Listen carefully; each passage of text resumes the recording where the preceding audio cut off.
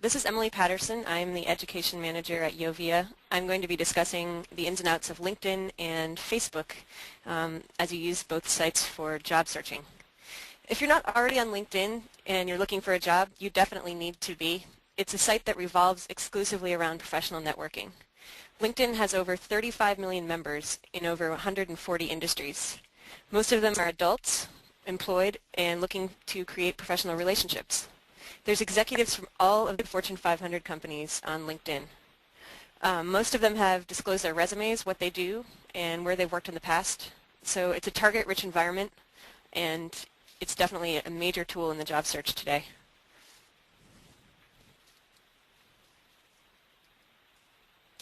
The important thing on your LinkedIn account is creating your resume. On LinkedIn, they call it a profile, but it's really an online resume. Similar to other resume building programs, LinkedIn asks you to fill in fields for job titles, career experience, and education. Jeremy's going to give you some resume tips in the next section of our presentation, but most of the resume should be similar to your offline resume. I want to highlight just a few differences so that you can really maximize your LinkedIn profile. The first big difference between an offline resume and your LinkedIn resume is the photo. You would never attach a photo to your offline resume, obviously, but on LinkedIn it's standard and people expect it. So I would encourage you to post a photo to your resume. Make sure that it's attractive and shows your face. Don't have any pictures of you in a swimsuit or a bikini, and no pet shots or family members. I would say just make it a shot of you alone. The second difference is the headline. If you can see on the slide, I have the orange arrow pointing, and my headline is Education Manager at Social Media Firm. The headline is more than a job title. You want to have keywords in there. When people search for you on LinkedIn, they will be searching for these keywords. So you definitely want to make sure any important keywords that describe what you do are in that headline. The third thing that makes LinkedIn different from an offline resume is the status update. Status updates are similar to Twitter and Facebook, where it lets you say what you're doing. I would say use that status update to tell people about your job search and how it's going. And I would encourage you to update that status at least once a week. If someone finds your resume and they see that you haven't updated that status update for a month, they're going to think that you're probably not engaged in the job search. I would encourage you to use a site called Digsby.com. And Digsby allows you to simultaneously update your status on all of your social media sites, including LinkedIn, Facebook, and Twitter. So if you're updating about your job search pretty frequently, it would be handy to be able to only update once and have the status change on all three of those sites. So after you set up your resume, you want to make sure that your employers are actually able to find it. You can do this by managing your settings, which is a link in the upper right-hand corner of your LinkedIn profile. You'll come to a menu that looks like this. LinkedIn has many menu options, but I've focused on the ones that are most important. This menu allows you to manage all of your privacy options as well as your recommendations. The important thing is to make your profile public so that employers can find it when they search. And it will also be searchable on Google if you make it public. So if they search for your name, your LinkedIn profile will come up on Google. So we click on the public profile, and the next menu pops up.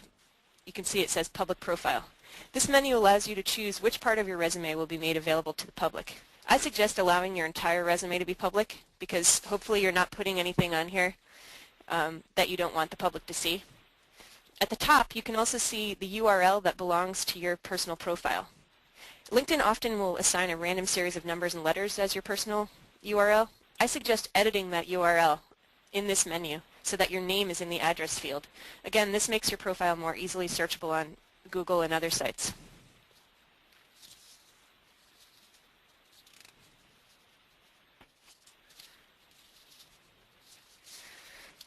Now that we've created a resume and made it public, the next step is to build our networks. A good place to start is here in the Add Connections menu. If you click on the Import Contacts tab at the top, LinkedIn will search the address book of your personal email account, such as Hotmail, Google, and Yahoo, and find all of your friends who are already using LinkedIn. You can then select which friends to get connected to, and LinkedIn will send them an email inviting them to connect with you.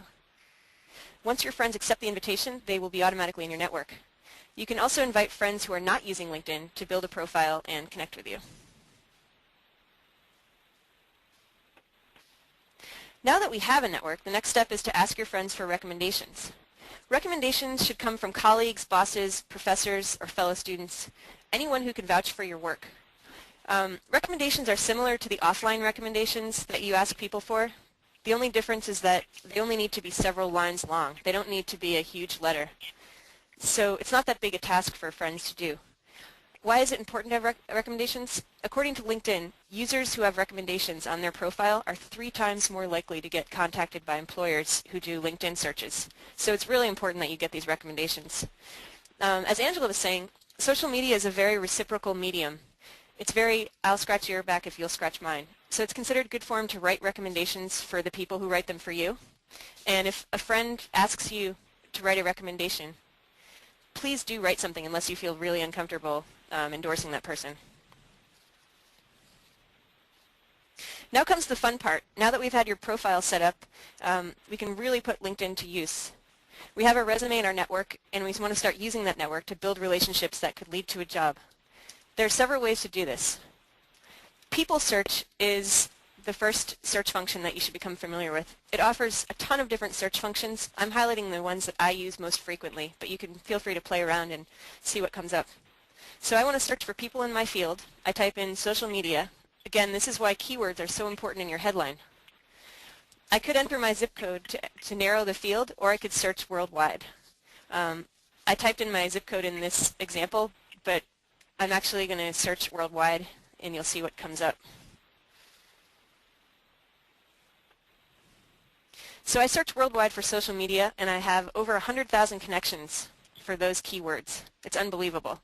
If I narrowed it down to my zip code, I would have gotten about 148 results, which is still pretty impressive if I'm searching for my own city. The interesting thing here is the little number next to the person's name. The number system on LinkedIn is sort of like that game 6 Degrees of Kevin Bacon. If it says first next to the person's name, it means that they're an actual personal connection in your network. If it has a second next to the name, that means they are a friend of a friend. And LinkedIn will even go a step further and give you a third, which means they are a friend of a friend of a friend. And there are 2 people between you and the connection. So this is really where you can use LinkedIn to expand your network and get connected to people in your industry who might have job prospects for you. But how do we meet these friends of friends? Well, we need to get introduced. LinkedIn allows you to request up to 5 introductions at a time. Once they are accepted or rejected, they are reset. So you'll always have 5, and if you use all 5 at once, you have to wait for someone to accept you before you get reset. If you paid the upgrade fee, you can have unlimited introductions, but I've never found that I needed more than the 5 that come free with LinkedIn. So let's say I want to meet David. I found him in the people search under social media. LinkedIn will allow me to send a personal message to David, the person I'm trying to meet. Underneath, there's also a place for me to send a note to my friend who knows David personally. So the message will go to my friend first, and my friend can then read what I'm saying to David and what I want to do, and see if he wants to introduce me to David. It's such an awesome way to find a job, and you should definitely use this resource. You have to be a little tactful in explaining why you want to get connected. I wouldn't just write something like, I need a job, are you hiring? Be humble and understanding that you're essentially asking a favor of both of these people, but please do feel free to use it. This is the wonderful part of being on LinkedIn, and people understand that if they're on LinkedIn, they're going to be getting these requests. You can also search for jobs on LinkedIn. It will search both the LinkedIn network to see if anyone's posted jobs on LinkedIn, and it will search the web. The advantage of searching for jobs on LinkedIn rather than on Google or another monster or career builder is that you can see which of your connections have ins with those job postings. So once again, I use the keyword social media, and this time I'm searching in Jacksonville. And you'll see that this little box pops up. There were actually 8 results. I'm showing you 4 of them here. Just like any other job posting site, you see the job posting in the left-hand column, the company that's offering the job, the location, the date, and that 5th column is really the important column that makes LinkedIn so special. The 5th column tells me, who do I know at this company that's hiring? And this is just an amazing resource.